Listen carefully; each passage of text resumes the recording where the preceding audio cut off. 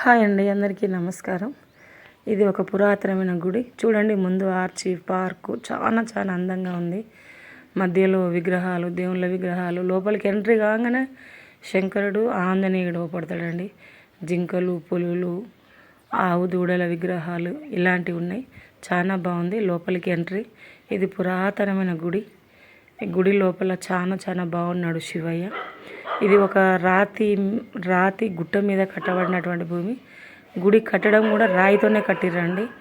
ఇక్కడ నాగమన్న పడిగెలు సుబ్రహ్మణ్య స్వామి, ఫస్ట్ ఎంట్రీలోనే శివయ్య, అమ్మవారు అందరూ చాలా చాలా బాగుండ్రు. నందీశ్వరుడు కూడా బాగున్నాడు. చూడండి శివయ్య ఎలా ఉన్నాడు. చాలా చాలా బాగుందండి గుడి. రాయితోనే కట్టడం జరిగింది. ఇది ఒక పురాతనమైన, ఇది ఎక్కడుంది అనుకుంటున్నారా? తెలంగాణ అండి. తెలంగాణలోని సూర్యాపేట జిల్లా, మద్దిరాల మండలం, పోలుమల్ల గ్రామంలో ఉంది. చాలా బాగుంది. ఇక్కడ నవగ్రహాలు ఉన్నాయి. ఎంత బాగుంటుంది చూడండి. అటు ఇటు రాయితో కట్టిరండి ఈ గుడిని. ఇది అంటే పాలరాయి అట్లా కాదండి, మూటు బండరాయి అంటారు కదా, వాటితో కట్టిర్రు. చాలా ఆనందంగా ఆహ్లాదకరంగా చూడముచ్చటగా ఉంది. ఇంకా ఉందండి. ఇది పార్ట్ 1 మాత్రమే మీకు చూపించేది. పార్ట్ 2 కోసం వెయిట్ చేద్దామండి. బాయ్. హాయ్ అండి, అందరికీ నమస్కారం. పురాతనమైన గుడి పార్ట్ 2.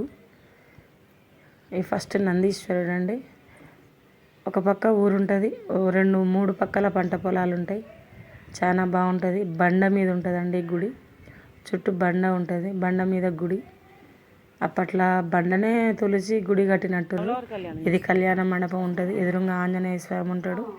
శివయ్య ఉన్నాక కూడా కాశీ నుంచి శివయ్యని తీసుకొచ్చి ప్రతిష్టాపన చేసిరట అండి. ఆయనకి ఎదురుగా, శివయ్యకి ఎదురుగా నందీశ్వరుని పెట్టిర్రు. లోపల గర్భగుడిలో ఉండే శివయ్య వేరే అండి, ఈ శివయ్య వేరే. గర్భగుడిలో శివయ్య కూడా బాగున్నాడు. ఇదేమో కాశీ నుంచి తీసుకొచ్చి పెట్టిరట. ఇది గర్భగుడిలోకి ఎంట్రీ అండి. నందీశ్వరునికి ఎదురుగా ధ్వజస్తంభం. ఇది గర్భగుడిలో ఉండే నందీశ్వరుడు. చూడండి, స్తంభాలు, కట్టడాలు, శిల్పాలు, అంతంత పెద్ద బండలు. పైన స్లాబ్ కాదండి, బండలే పెట్టిర్రండి. బండలతోటే ఉంది. పైది కూడా స్లాబ్ కాదు, బండలే పిడిచిర్రు. అప్పుడు ఎట్లా పిడిచిర్రో ఏమో. ఇటు పక్క గణపయ్య ఉన్నాడు, ఇంకో పక్క అమ్మవారు ఉన్నారు. ఇవన్నీ రాయికే చెక్కబడిన విగ్రహాలండి. అంటే ఏమంటే ద్వార కాపలాదారులు అన్నట్టు వీళ్ళు. ఇటుపక్క అమ్మవారు ఉన్నది. ఆ స్తంభాలు చూడండి, స్తంభాల మీద రాయితోనే పేర్చిర్రు స్లాబ్ను కూడా. చాలా చాలా అందంగా కట్టిరండి. గర్భగుడిలో శివయ్య కూడా బాగున్నాడు.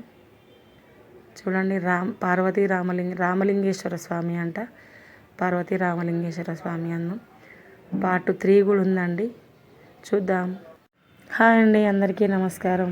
పురాతనమైన గుడి పార్ట్ 3. శివయ్య ఆలయానికి ఎదురుగానే ఆంజన్న ఆలయం ఉందండి, ఆంజనేయ స్వామి ఆలయం.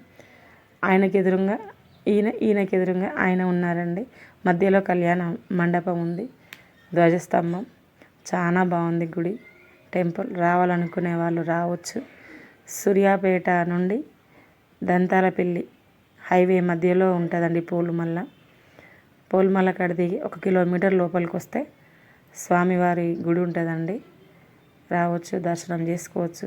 మన కోరిన కోరికలు తీర్చే కైలాస వాసుడు పరమశివుడు.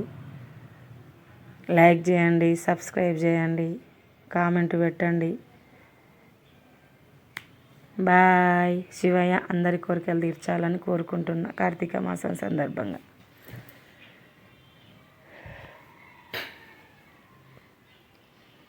ఎంత అందంగా ఉందండి గుడి.